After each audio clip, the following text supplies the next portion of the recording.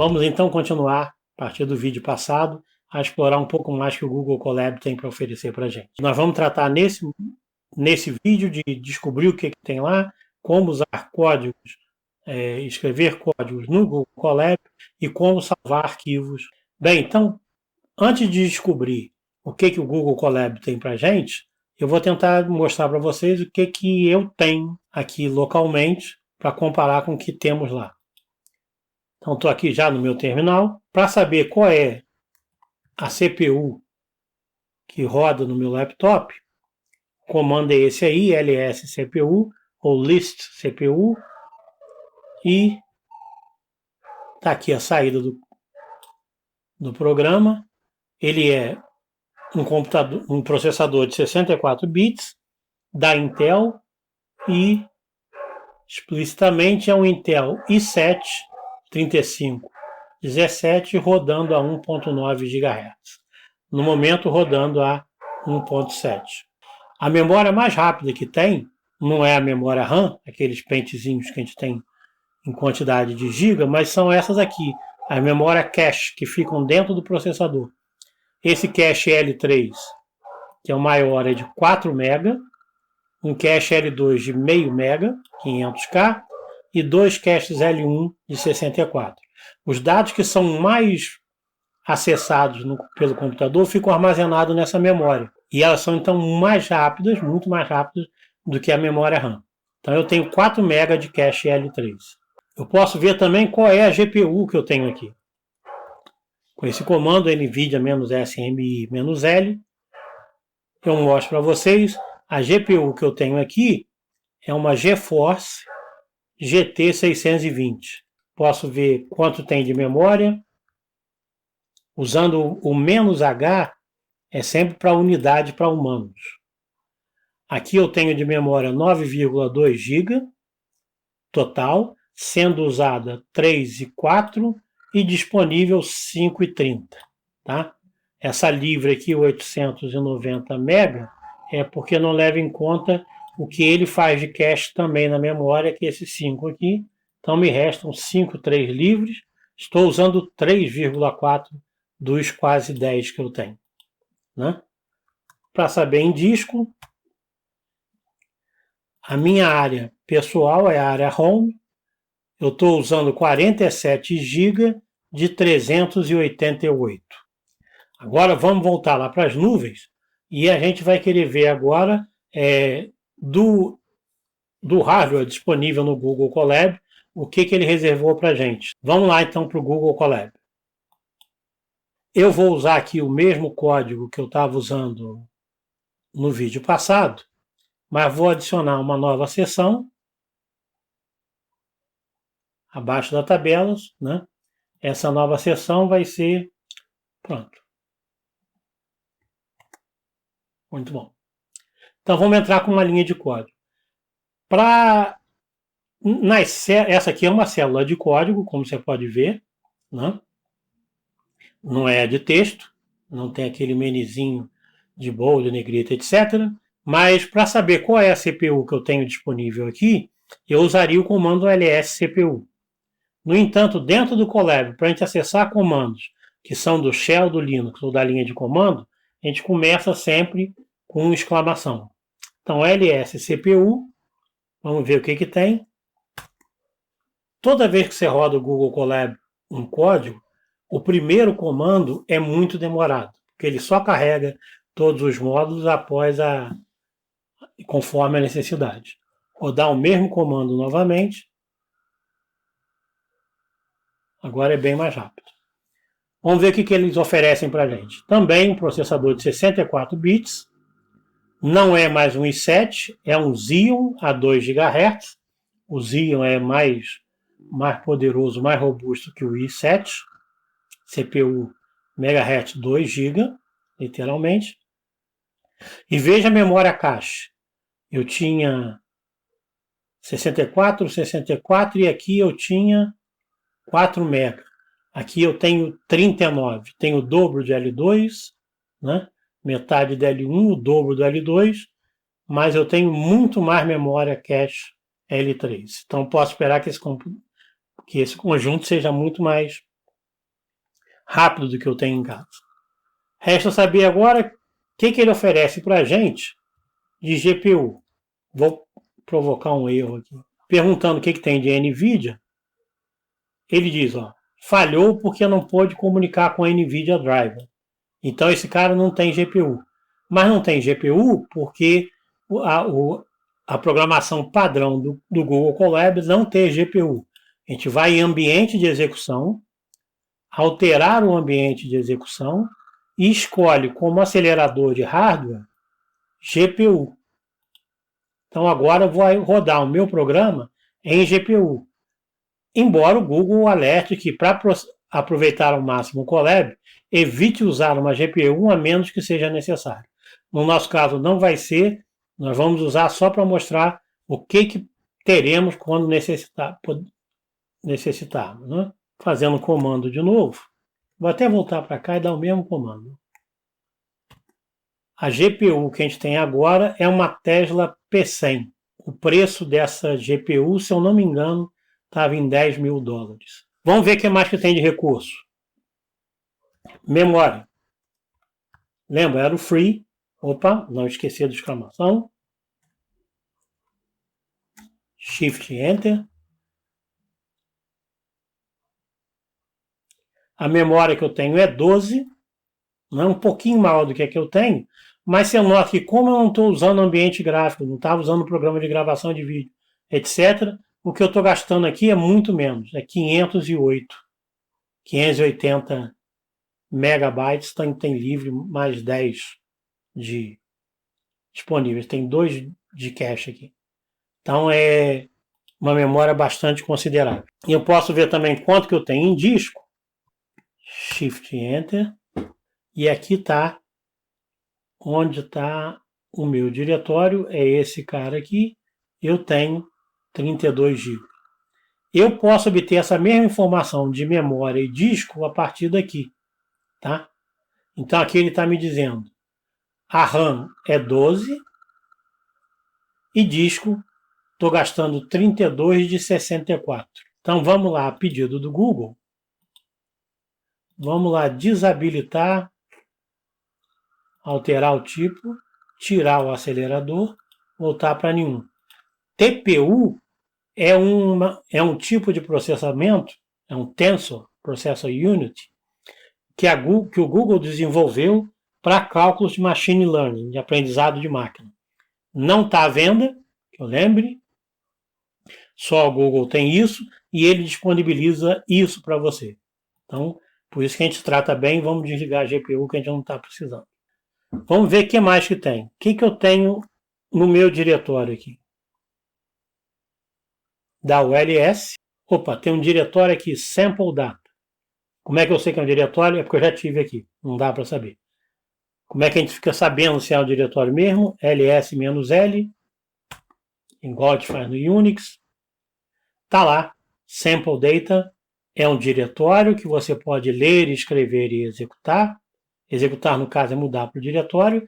E olha só quem você é na máquina do Google. Você é o root, você pode tudo. Né? Então eles são muito bonzinhos. Te dão root, uma máquina com Xeon, mais uma GPU de mais de $10.000, né? Bastante espaço em disco. O que tem no Sample Data? No Sample Data tem esses arquivos aí.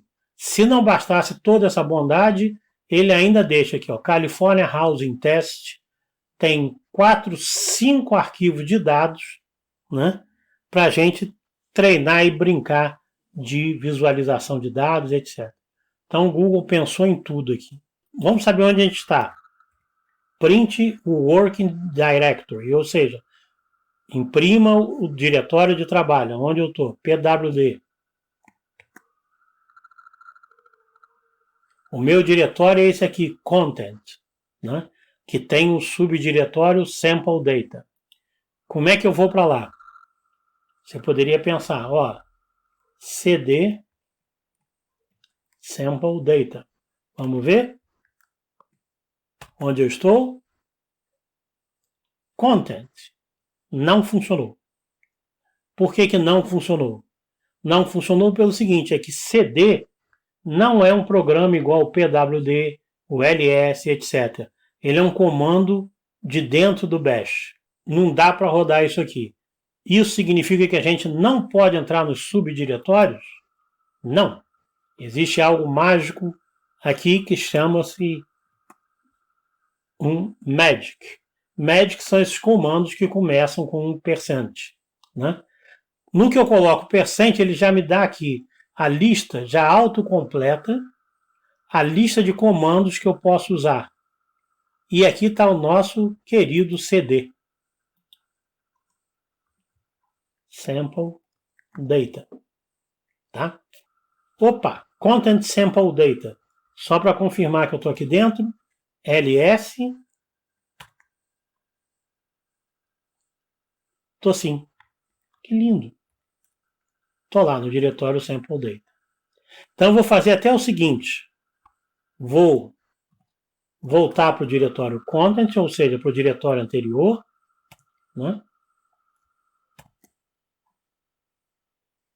Estou no Content. E vou criar um arquivo aqui dentro. Então vamos fazer o seguinte. Echo meu primeiro arquivo. Se eu fizer isso, ele escreve a frase meu primeiro arquivo. E para gerar um arquivo,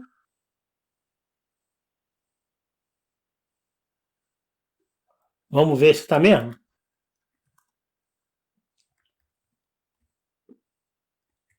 Dou cat no arquivo, faz ele miar e está lá meu primeiro arquivo, existe esse arquivo. Para garantir que ele existe mesmo, vou dar um ls-l, onde eu devo ter o arquivo e o diretório sample data. É que eu espero que tenha.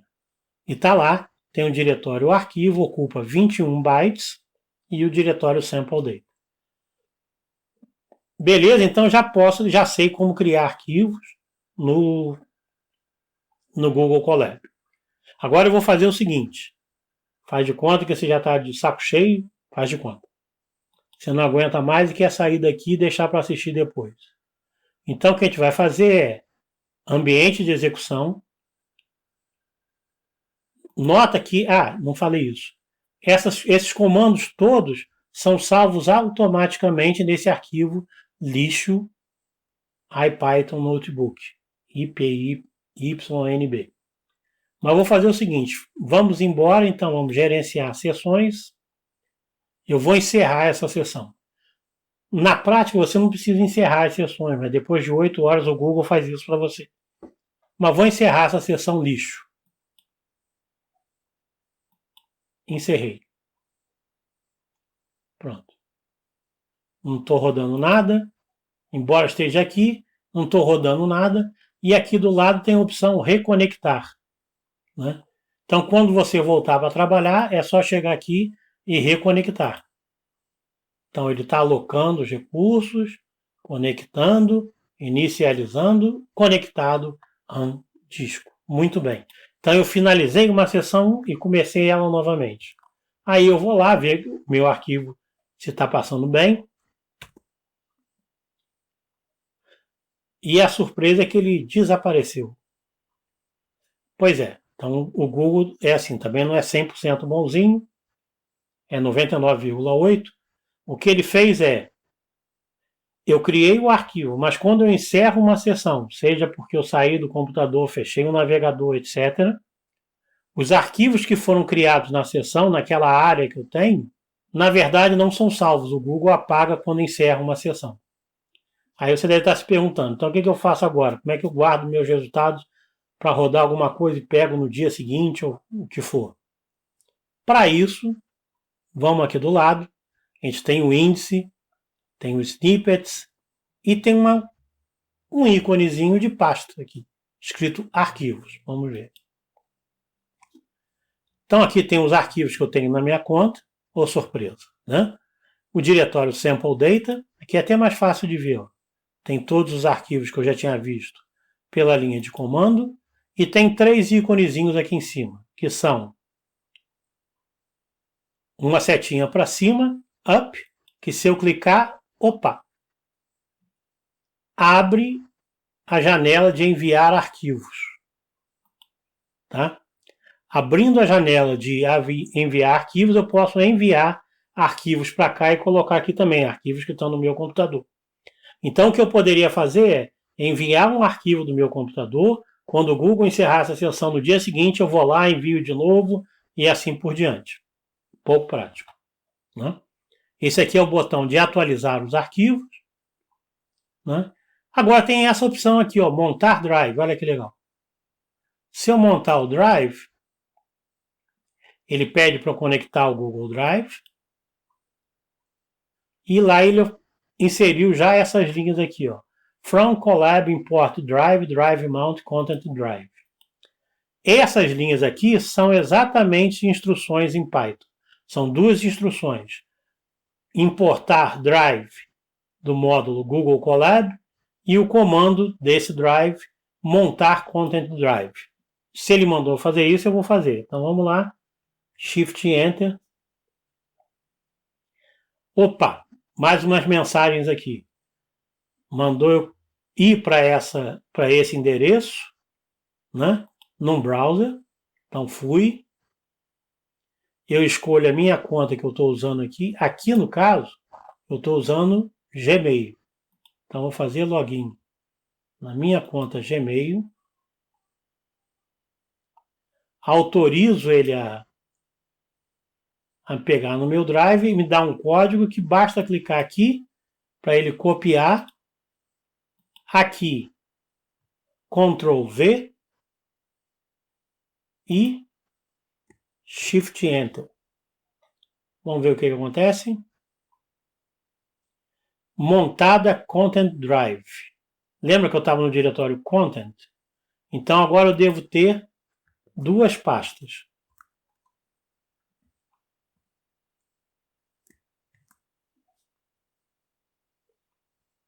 Drive e Sample Data.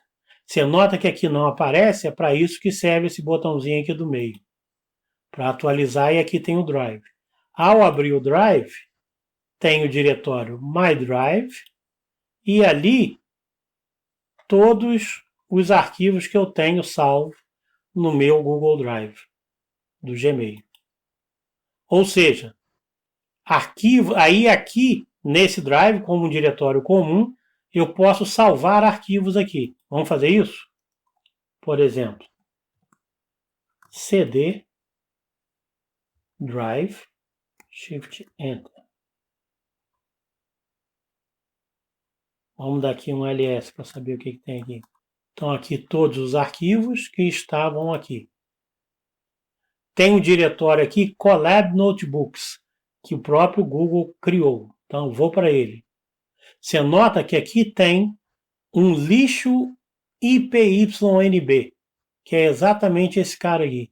Então aqui é que ele salva os notebooks que eu abro no Google Colab. Automaticamente ele salva na pasta, adivinha? Ele salva os notebooks no Colab na pasta Colab Notebooks. Muito bom. Então vamos para lá.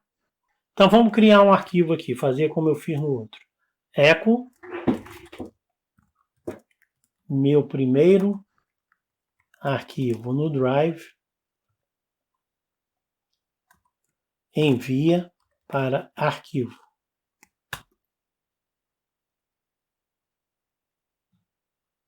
Vamos atualizar. Aqui, criou o arquivo no Drive. Né? Já está criado esse arquivo. Então, até o momento eu já sei dar comandos aqui dentro. Né? Comandos do bash, sempre precedido da exclamação, sem mudar para diretórios. Sei também que se eu salvar aqui e encerrar a sessão, eu perco tudo, mas a saída é salvar isso daí no Google Drive e montar cada vez que eu for logar. Para montar eu já tenho os comandos aqui em Python, eu não preciso fazer aquele clicar aqui toda vez. Mas se você colocar esse comando, toda vez ele vai pedir sua autorização para entrar aqui. Tá ok? Então isso fica salvo no Google Drive. E como vocês viram, eu estou usando aqui minha conta do Gmail para fazer isso aí. Porque afinal um lixo é exatamente lá que eu guardo os lixos. Se fosse numa conta mais séria, eu usaria o TheWolf e não o SexyHot ou o Hotmail que vocês usam. Né? Qual é a vantagem de usar o IDWolf? Essa é a minha conta do Gmail no Drive.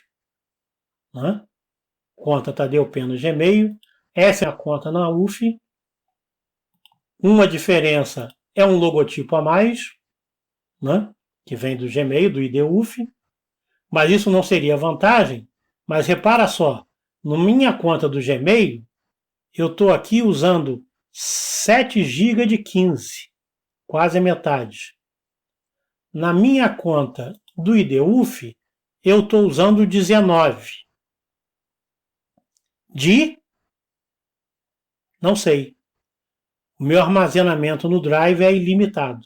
Então, em resumo, o que o Google oferece para a gente? A gente viu aqui, oferece uma máquina com uma CPU super potente e robusta que é a Xeon, com uma GPU Tesla P100, por exemplo, né, da ordem de $10.000. Bastante memória. Área em disco para quem é do IDWolf ilimitado. Né? Então nós podemos salvar isso daí, acessar de qualquer lugar. Nada disso ocupa espaço no seu computador. Nem de armazenamento, nem de memória, nem de processamento. Essa é a razão, então, essa é uma das razões para a gente concentrar em usar o nosso IDWolf e continuar com as nossas brincadeiras de programação na nuvem. E nos próximos vídeos, eu paro então com essa parte de ferramentas e vamos partir para uma introdução rápida, já que eu estou na nuvem, solta aquele relâmpago, Flash Course, um curso relâmpago de Python, tá ok? Então, a gente se vê nos próximos vídeos. Até lá!